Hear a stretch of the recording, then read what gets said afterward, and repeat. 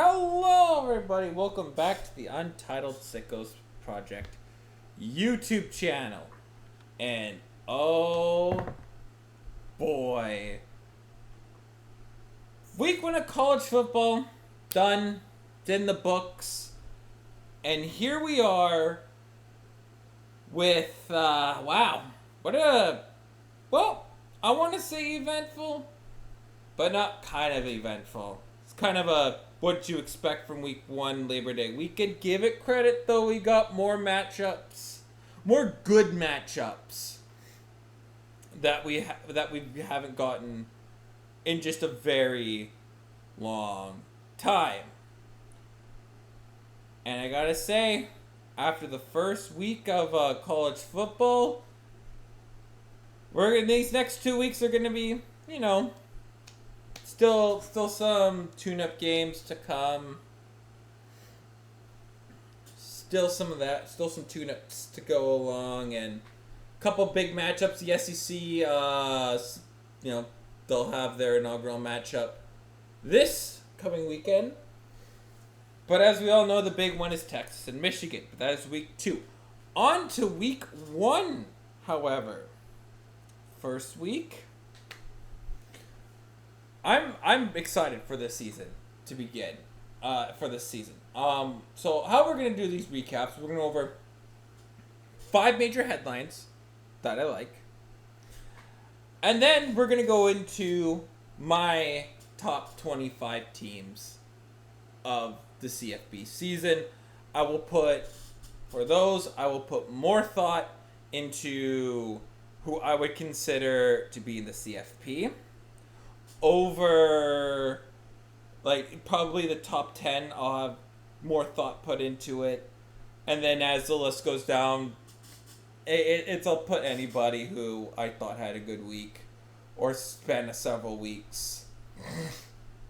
And that's how we're going to do it. So, headline number 1. Folks, there is no revenge tour happening. Ladies and gentlemen, no revenge tour. No revenge tour whatsoever. I'm upset by this. No revenge tour whatsoever. Florida State loses in Dublin, Ireland to the Georgia Tech 24-21. And then just recently, about an hour or two ago, they lose to Boston College. Folks, everybody out there, let's be real with ourselves here. As much as everyone wants to clown on Florida State, hell, we have an untitled Florida State project video that I just finished recording the audio of, that hopefully Nickman will have it edited and uploaded soon. If it's not uploaded already, please do give that a watch. Man. I'm still very new to this. I'm still a very new fan. I think it's like my third, fourth season of watching the entirety, trying to learn more about themes, critical talking points about college football. And I think I'm now at that point to where I can, I think I know enough to where I can talk ball on my own. But Florida State last year, man, they had one hell of a run. 13-0, winning the ACC, but not making it in to the college football playoff. If they had Travis Hunter, I'm pretty sure easily they would be in 4. Or probably 3. They would play Washington, and then we would see Michigan and Texas. Both good games. But to think, the most likable story, and this is a story that's easily to like because, hey, revenge tours are fun. People doubted us as a team. And the fact that people still, that they were doubting us, oh man, they wrote us off, but we didn't write back. I would have loved that theme all the way through. all the way through. The theme was perfect. Very perfect. Now, Florida State, they do have a couple tune-up games. Memphis, California, and then they will play Florida. They will play Florida and Notre Dame as non-con. Oh, hey, there's Charlton. Charlton Southern, kind of a late tune-up, but you play Memphis, and then you're back in your divisional games again. And I mean, you got to play Clemson, you got to play Florida, you got to play Notre Dame later in the season. Like, not very favorable for this team, especially when you go 13-0. This team might be lucky to go bowling from what we've seen. Like, to really, I watched this game. Do you want to know what the time of possession? Do you know how many plays they ran in the first quarter? 6. Did you know that the Florida State did not even hold the ball for an entire minute in the first quarter? An entire quarter. DJ Ongole can't throw a pass over 10 yards and complete that. He can't. Right? Like, sure, he can do it once in a while, but he just can't do it, right? Third down efficiency, 3 for 14 for Florida State this year. In the game against Boston College. 3 for 14. Again, time of possession, it got better. I mean, you take the first quarter out, it's about even. But, I mean, Boston just ran it down their throat. They only had 21 rushing yards. 21 rushing yards. They need to pass the ball so many times. There's a lot more things that's going wrong with Florida State. And, I mean,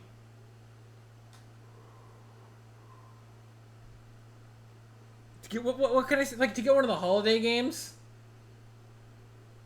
Like, a really good bowl game. They're going to have to finish, 10-2, and they'll be, like, probably the first team went out. They're not going to the ACC championship. Simply put, they're not going to go there. I mean, you have your out-of-conference games are Memphis, Charlton, South, and Florida. Florida, and then Notre Dame. Which feels like a conference game. It should be a conference game, but 6-2,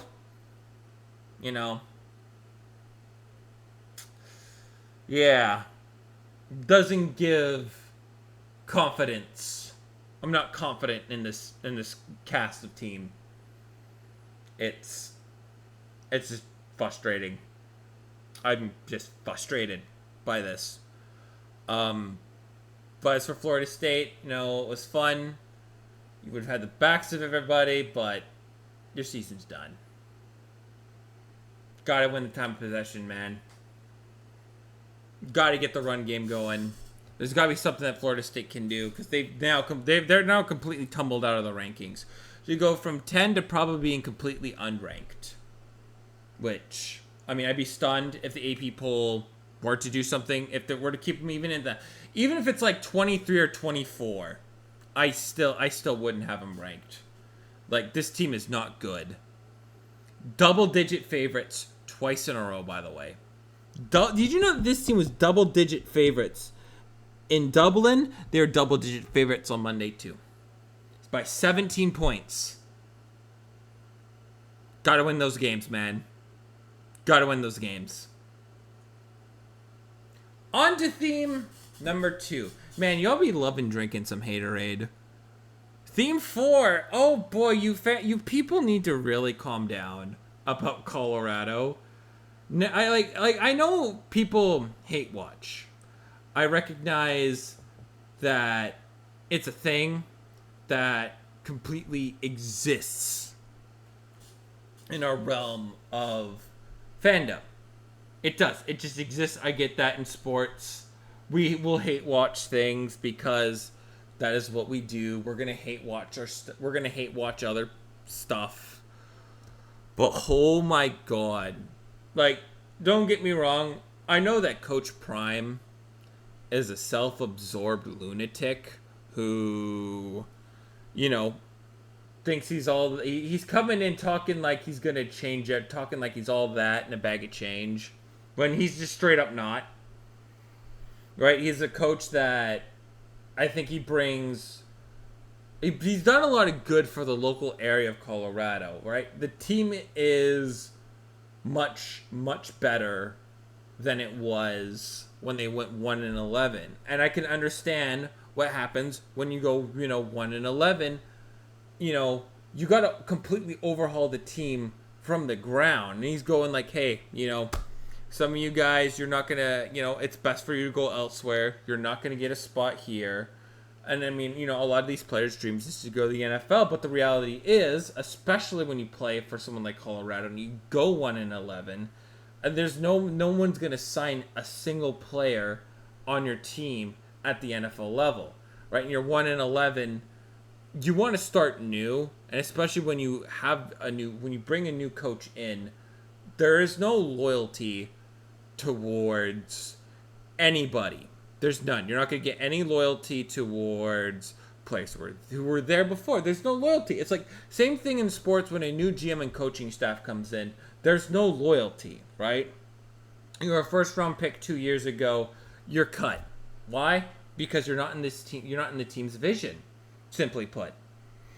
So I understand that overhauling a very bad team, they're the most overhyped 4-8 team, but they were the most watchable, and those games were very interesting. Some great games. And it's a damn shame they didn't win 6 to qualify for a bowl game.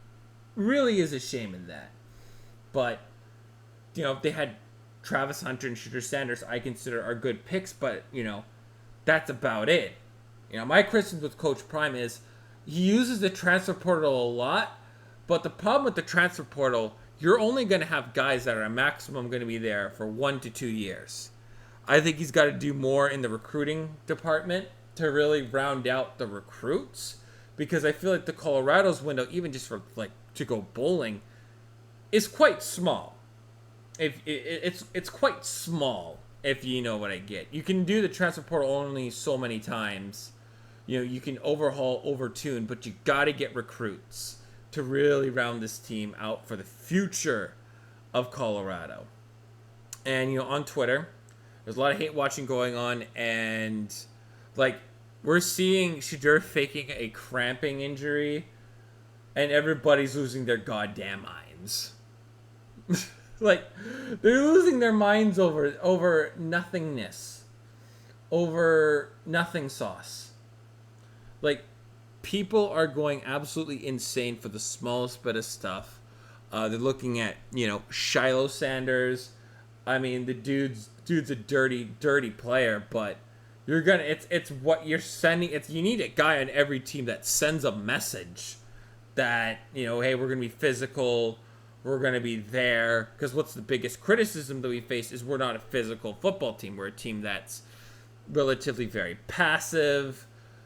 We allow a lot of stuff to, we allow people to do also. I think in general they've slightly improved on their offensive line, but they haven't done much improvement on the defense. That's my thought. That's my honest thoughts about it. And we're gonna see what they are against Nebraska. Nebraska's going to be the big test for them because, Matt Rule, year 2 on Nebraska, they're going to be better, right? They're going to be better. I think Colorado and both Nebraska are currently right now top 35 teams in all of college football right now. Top 35 as of now.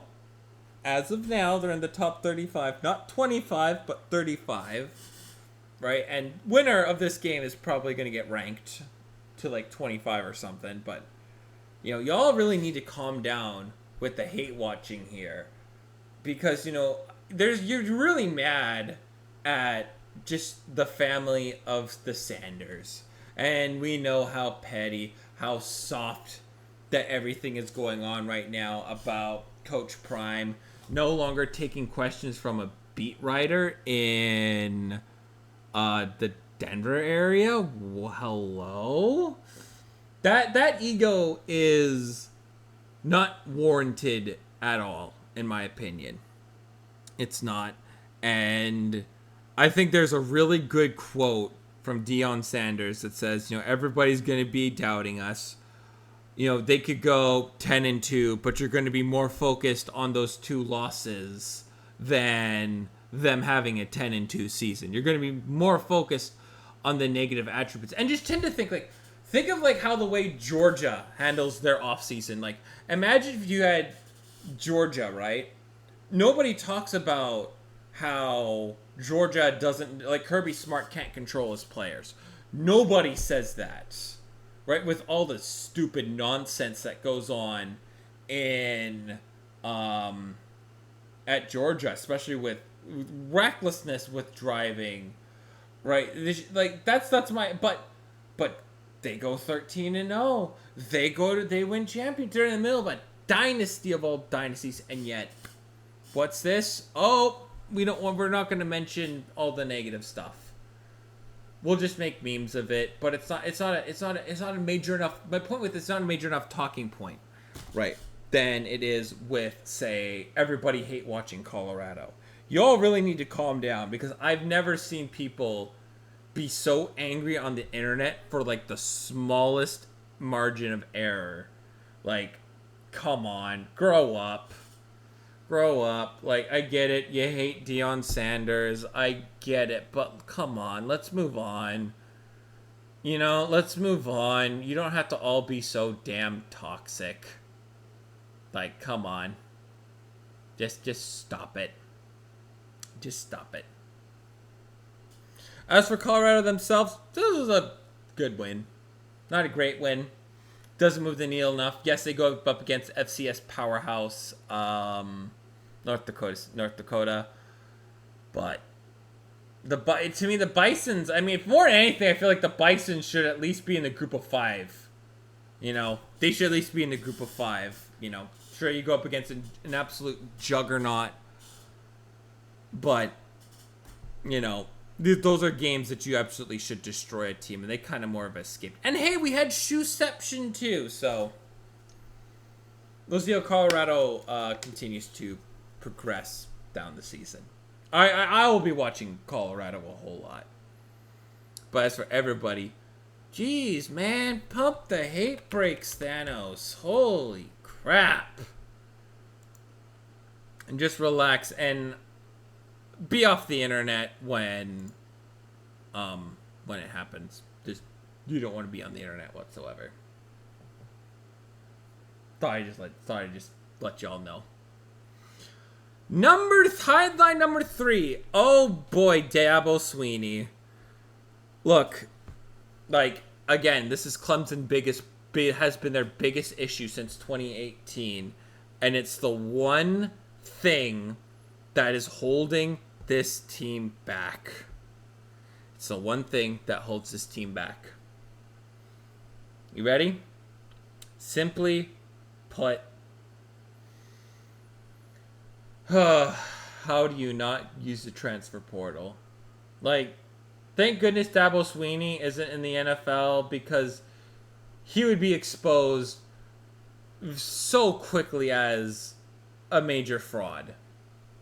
All right, very, very much like Brandon Staley, where it's you have this ego where you're once a dynasty, but now here's this newest patch note saying that, oh, hey, transfer portal, if you don't like your current situation, and you whether it be playing time, whether it be, you don't respect the head coach, because I see there's a lot of manipulation that just comes at the college football level. You can go to another school. If you're talented, there's certainly a lot more chances that you will get around the college football scene. You want to boost your chances of going to the NFL. I think of Michael Penix going to Washington. That was a great time. That was a great use of why you needed to use the transfer portal. Right? But for Clemson, yeah, you got absolutely destroyed versus Georgia. Like, Georgia's Georgia, no matter what. They're going to be Georgia. However you shake it, however you look at it, Georgia's going to be Georgia. But the fact that the team's defense, they looked really good, but, like, the reason you use the transfer portal, especially if you're Dabo Swinney, you really use it to round out your roster, right? You're excellent in, like, say, your defensive line, and I still think, if you're, they're very strong, in one aspect of play. You're going to look at Clemson and go, yeah, I should sign. If you're a high school recruit, absolutely you're going to sign there. But, like, how do they not use the transfer portal? Because if you don't get enough playing time, right, and you're not a big fan of Dabo Swinney, you're going to go somewhere else. You're going to go somewhere else and play. Right? Like, and all your players that you could have needed to round out your roster are no longer with you. And you didn't use the transfer portal enough, so you're going to be looking at recruits who are, looking at their potential, first time playing. First year playing, in the college football scene. Right? And it's the one thing that's holding Clemson back. It's the one thing that will always hold this team back. Unless you get one of the greatest recruiting classes that has one hell of a brothership, like a broship, that you all just stay together and you have this team goal of winning the college football championship. Like, that's the only way, right?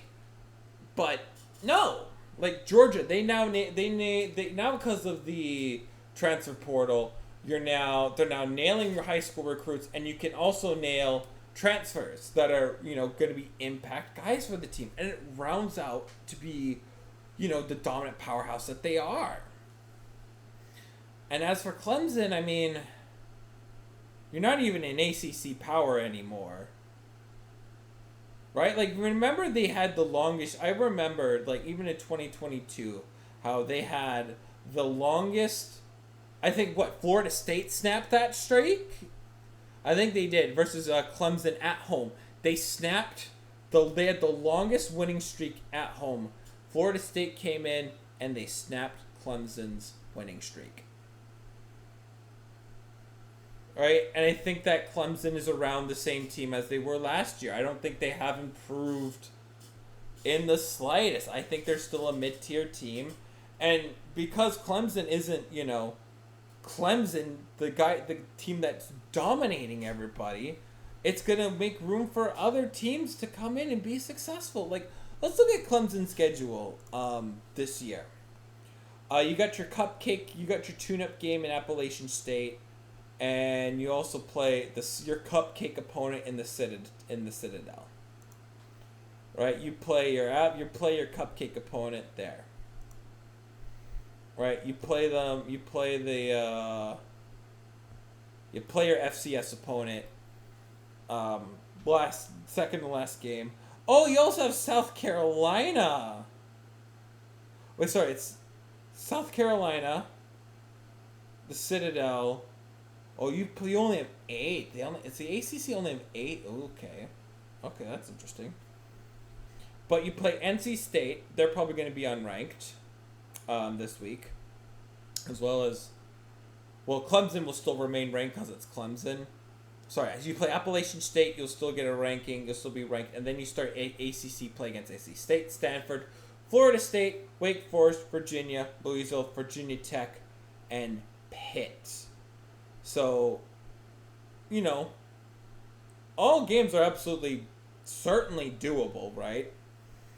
Like, Louisville, you're going to be on the road against Louisville. NC State might give you a run for your money, and who knows? Florida State could wake up and realize that there's something to play for, Something to play for. But as for right now, the division is completely wide open. It's wide open. But we're gonna see. I mean, even if you look at the schedule right now, Clemson could be in the ACC championship but they're not going to be ranked very high. I mean, it could be a group of 5 conference that's just ranked higher than Clemson, which is the most insane part about all of this. But, you know, do the Clemson Tigers still have a shot? Yeah, it's still very real. Are they going to beat the crap out of Appalachian State? Probably. ESPN right now has it as an 80% chance to win. But if Appalachian State does win, it will be the funniest thing on the planet. For all you gamblers out there, let's have a quick little look-see at Clemson. Let's see. I should have looked at when they played. I really should have. Let's see. What is the spread? We're going to ACC. What's the spread? The spread is Clemson by 17. So, good luck to Appalachian State. I hope Appalachian State exposes Clemson. Good double down to park for the Untitled Sickos project this weekend. But, yeah. Right now, you know, it's your cupcake opponent. You have a mini tune-up game to get yourself straight before you play NC State. We'll see what things like. But for right now, for Clemson, I mean, and the longer Dabo doesn't adjust to things, the more claim to the fact that the ACC might be lost in the shuffle. I mean, you could join the Big 12 and be up worse than you are off of, because the Big 12 is better than the ACC right now, right? Literally, honestly, if you look at Florida State and Clemson, if they were to both just leave the ACC is probably the best group of 6. It'd be the group of 6, and they'd be in the best group of 6, or they'd be in their own weird independence tier. In a way, right? Like there are some good schools there, but not enough to really carry the conference all the way through. I don't know if I consider it a Power 4, but they'd be in this weird sort of spot, right? But yeah, Dabo Swinney really needs to use the transfer portal, and Clemson could truly, like, again, if he uses the transfer portal, Clemson would dominate the Big 12. You would absolutely dominate the Big 12. Just think about that, Dabo. Just think about that. Just really think about that as we go on to the 4th subject. And that subject is, does Notre Dame have a real shot at... Do they have a real shot at making the college football playoff? Yes, they do. It is as real as it could get. 1,000%. The Fighting Irish have a genuine shot at making this. They to me, they've done the requirement, right? Like Georgia Tech could be given a ranking. Same thing with Louisville. So there is some ranked opponents that they will be playing. And USC, right? Like, again, they were really impressive on Sunday, beating LSU. So they could be ranked too. In terms of that, I mean, they went to the hardest stadium in the entire college football playoff, and they won. That will do for me. Like, keep in mind, like, Notre Dame is never going to get the top 4 seeds just because how it works, right? Notre Dame is never going to get into the top 4. They're never going to have the first round bye. They're always going to be given the 5th seed, which is probably the highest they could get. There's all other factors that are going to happen too. All right, and the season just started. But this could be a team that's going to be hosting a game in the college football playoff. Like, the Fighting Irish they did a good job. I mean, it was sloppy as all hell, but I feel like if they played their tune-up game before Texas A&M, I think they play a lot better. They're going to play some tune-ups against Northern Illinois. They got Purdue, and you got Miami of Ohio.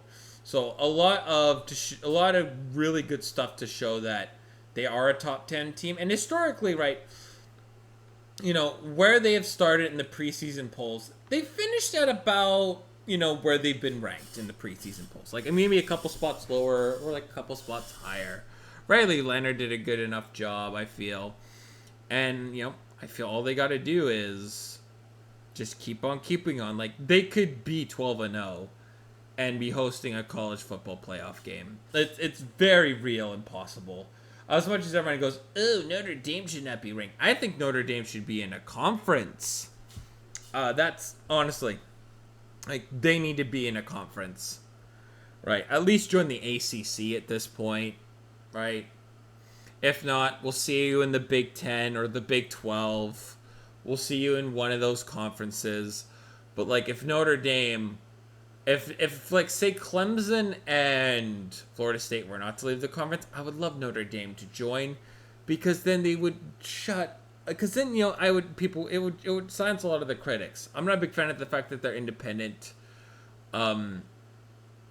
Just to me, I feel like independent schools shouldn't make the college football playoff. That is just my opinion, because then, just join a conference. Forehead. So, yeah. But for Notre Dame, good stuff. Good stuff for Notre Dame. You went on the road in Texas A&M. You now got a couple tune-up games to get yourselves ready for a very good matchup against Louisville. That is probably one of the big games they have on the schedule. They beat the hell out of Austin Peay. They're going to beat the hell out of Jackson State. And then they got Georgia Tech. That's going to be really good. I think Louisville and Georgia Tech, that's going to be a sneaky good one. Notre Dame, they're, again, really good schedule for them, too, for Louisville. Especially since they were, mostly on the outside looking in the ACC championship last year. But yeah, no, good showing by Louisville. Beat the hell out of Austin Peay. So this is going to be a team that we should watch out for.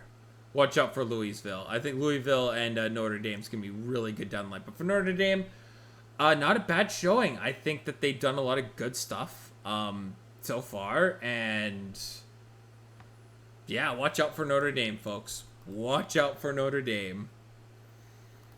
And the last headline that I like to talk about.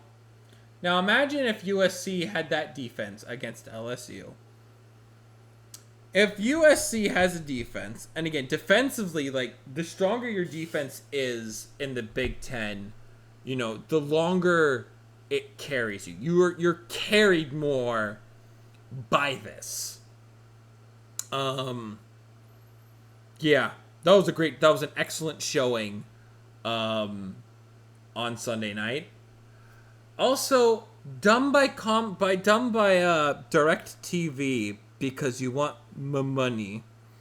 DirecTV probably gets one of the biggest L's of the year. On top of that, because like the cable companies that you pay for to provide the services that you need pull this kind of nonsense, and sail the 7 seas all the hell you want, boys. Sail the 7 seas, lads. Just sail the 7 seas. But as for the game, USC had a terrific defensive showing. And I thought USC was going to be 7-5, but you know what? They're beating LSU. Oh, yeah. Don't count out on the Trojans. They got Utah State. They're going to play against Michigan. Oh, that's going to be a great game. Penn State. Oh.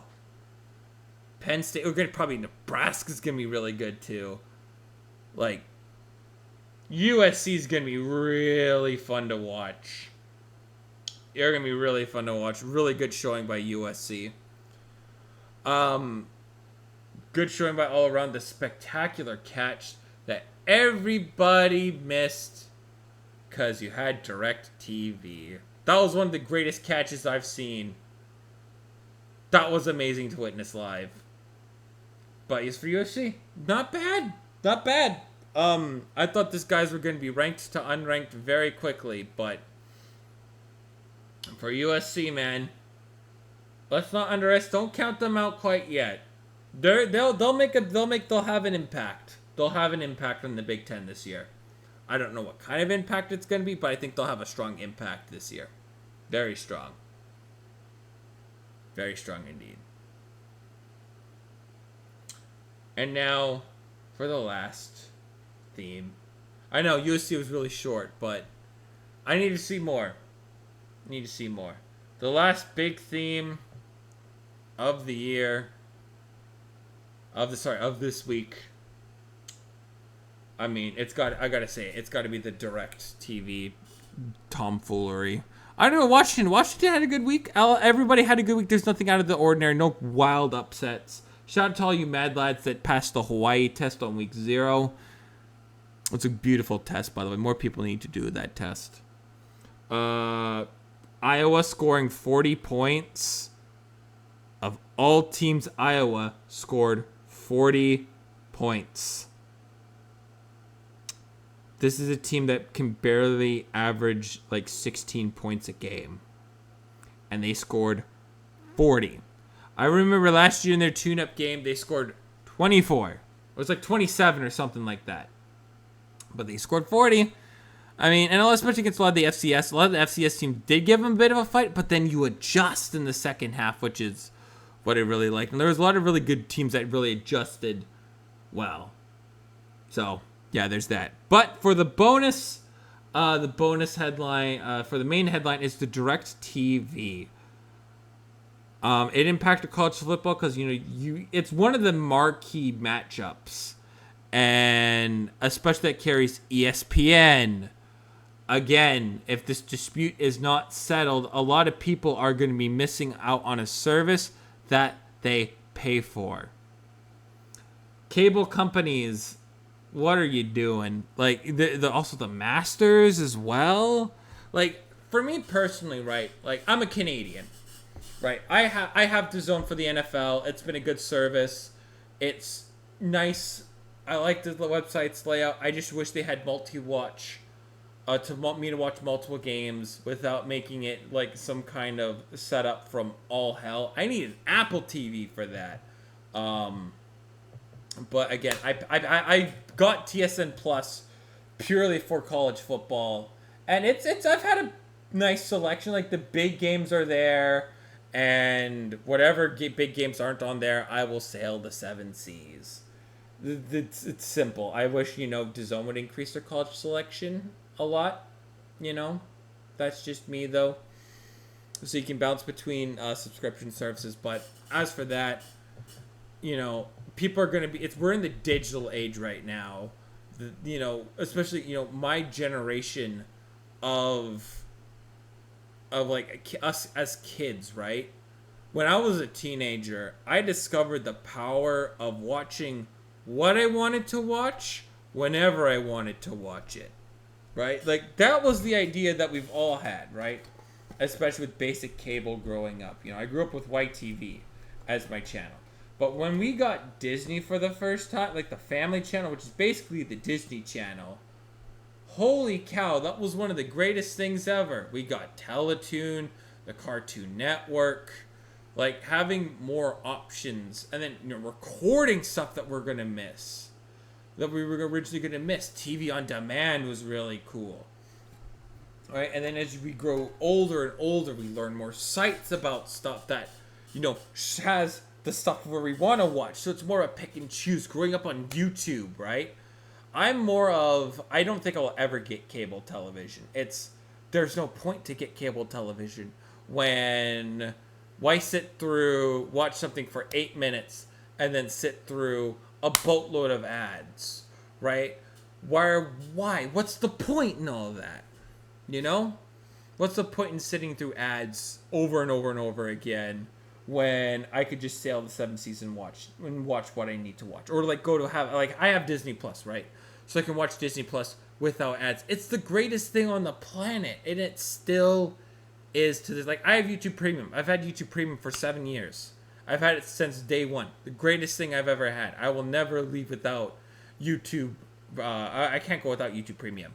The ability just to not have advertising, boring advertising, interrupting what I want to watch is awesome. So the fact that, again, cable companies, the biggest trend is people cutting the cord for nonsense like this. It's not going to surprise me that we're going to eventually see the day where, everything's just going to be streamed online. Like Fubo TV, I think, is going to be the next major go-to thing. And it works. It's very nice to have. So, the fact that DirecTV is having this nonsense and people are missing out on great college football games is disgusting. Not only that, they're going to be missing Monday Night Football.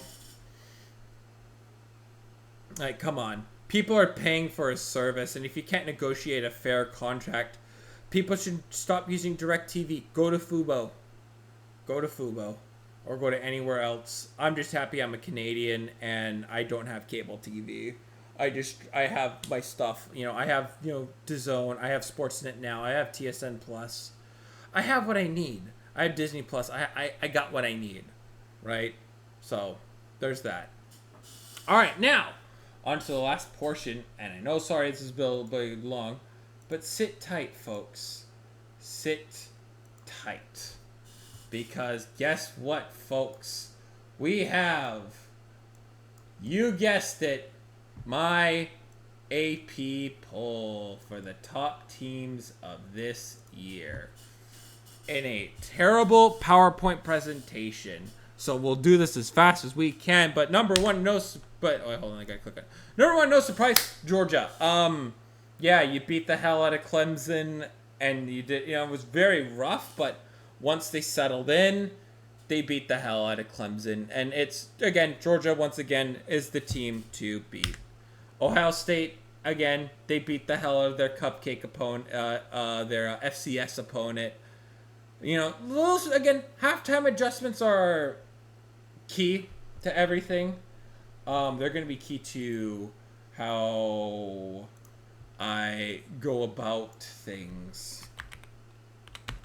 Especially when it comes to ranking and everything, but Ohio State, they get the second spot, easily put. They won. They won. Texas. Oh, good Lord, Quinn Ewers looks really good, and we got to see an Archie Manning sighting, so that's gonna be good. I'm really excited to see a full season of Archie Manning as a redshirt sophomore. So that's gonna be really cool to see. That's going to be really good. Really good for them. Number 4, Alabama. Yep. Beats the hell out of Western Kentucky. Yep. Simply put, again, my ratings are going to be determined. It's easy to put week 1. Yeah, Alabama shooting up. Ole Miss! Again, you beat the hell out of your I think they beat the hell out of their FCS opponent. So, easily put, they get bumped up to number 4 from 5 to 4. So, they looked good. Ole Miss looks really good. Sorry, they go up from 6 to 4. 6 to 4. Wait. Sorry, hold up. Okay, so 1, 2, 3, 4, 5. Sorry, 5. Sorry, I'm 5. So they go up a spot. I can't wait for... Oh, my good Lord. Can't wait for SEC games. They're going to be so good. Notre Dame. As ugly as that game was against Texas A&M, you still go to the hardest college football environment. It is loud. You have 100,000 people screaming fans. And you survive. Texas A&M. As sloppy as that game, you win by 10 points. Not bad, Notre Dame. Not bad. Oregon drops to 7. Yes. Oregon, that game was weird. almost 400. It was a very, you know, what's the word? I want to it was one of the weird, like, empty calorie stat games where you got lots of yardage but no results. If it was, say, like 54-14, you're like, oh yeah, absolutely, you know, Oregon's still 3, but Oregon's gonna drop to 7 in my rankings. Still good, still really good, but they're gonna need to do more. So I got Oregon at 7. At 8, Penn State, simply put. Sorry, 7. Sorry, 8. Yeah, Penn State, unfortunately, you guys don't really move. Good win on the road against West Virginia. I do believe West Virginia is ACC. Oh, Big 12. Sorry, my bad. Big 12. But, you know, good win. Good win against, you know, same Power 4 conference. It's just other things happened around you that are just better. Again, they start off very slow. But they turned it around. They turned it around. At, I believe, 9, I have the Missouri Tigers. They, again, you beat the hell out of your FCS opponent. Very well done. I bump them up a huge jump. They're going, what the hell? This is too much of a jump. I think they're number 9 for now. They are, in my opinion, number 9 for now. I'm just gonna number 9 for now. All right, number 10, Utah. Again, beat the hell out of your FCS opponent. Well done by Utah. You beat the heck out of Utah Southern. Cam Rising's gonna have one great year in the Big 12. Utah should be representing the Big 12 here. You know, as old as Cam Rising is, we'll see what his NFL draft stock looks like. But again, another big player to watch. Well done for Utah. At 11, I have Michigan. Michigan is at 11. It took them a bit to get going against Fresno State. Again, a really weird one. It could be this new regime is there. But right now, Michigan feels like they're taking a big step back. And you know what? That's what happens. But hey, you got a championship to clamor on to. And you're going to be facing consequences for nonsensical stuff. Because I guess the CFP is really mad. College football, I guess, is mad that Michigan won. Which I don't mind. But yeah, Michigan might be in the teens this year. I don't think. Who knows? I mean, they weren't really impressive. Again, it could change week to week. Michigan's upcoming schedule. You got Texas and you got USC. So very quickly we could be proven very wrong and they'll shoot back up in the top 10. Or we could be very right about this team and they'll fall out of the 25. At 12, I have Tennessee. You beat your cupcake opponent. Well done. They did really good. No, the fact that you put up 24, like, it was way over. You did what you needed to do against Chattanooga. Very well done. They are at 12. Well done to Tennessee. And unfortunately to Tennessee, you're also the first team out. That's a shame. You're one of the teams. You're one of the odd man. You're one of the odd men out in my current rankings, and you could also argue that Michigan is also out as well because they don't have an ACC team yet. I do. Miami, really impressive win on the road in Florida. They're gonna look so good. I think this is my pick for the ACC. As wide open as it is wide open for a team like Miami to come in, swoop in, and start dominating. I have Miami at 13. Yeah. There's nothing else to really be said about this. Miami's really good. Really good team. Really impressive. I can't wait to watch more of what Miami can do. But yeah, I have Miami up. Oklahoma, again, I have Oklahoma at 14. You beat your cupcake. Good job. You beat the fuck out of Temple. Owls got destroyed. So, you move up a little bit. I just was more impressed by other things and other teams. So, you know, don't take it personal. If your team's not ranked higher, just, you know, it's gonna be tough to make the CFP in the SEC. But oh, good lord, I can't wait for the SEC to get going. It's gonna be some great football. It is going to be much watched football. Next up, I have USC winning against LSU. Well done. Well done. I have USC at 15. They receive a massive bump up. You beat LSU.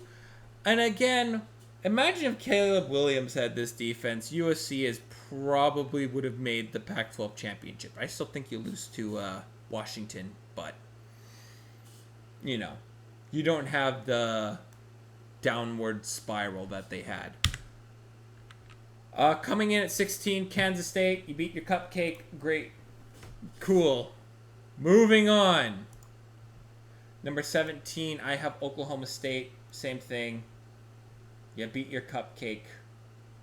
If you like, you beat your cupcake. You're probably moving on up. You did good. They did good.